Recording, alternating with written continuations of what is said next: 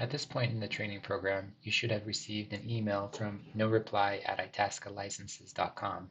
If you have not, please check your spam folder in your email to be sure the email was not incorrectly flagged.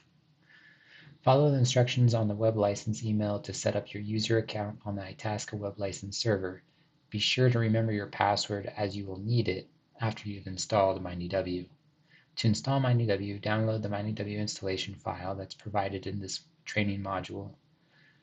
Then locate it and double-click the installation file to begin the installation process. Follow the prompts on the screen, accepting all of the default options.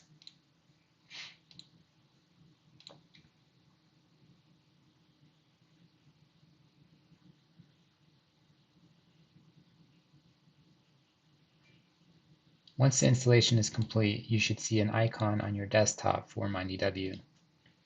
Double-click the MINEDW icon to open MINEDW.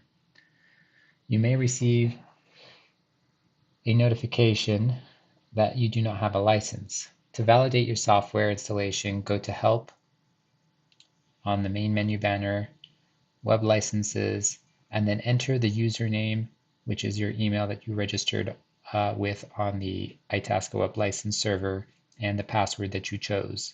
You may click Test to validate that everything is working correctly.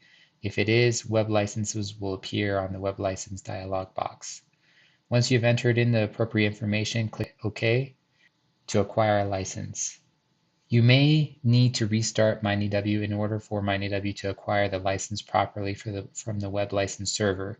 If it has not been acquired properly, you will see demo in text in this location on your screen. To acquire the license properly, simply close MINEDW and then reopen it. You should not see demo in the menu banner of MINEDW now. You are now ready to use MINEDW.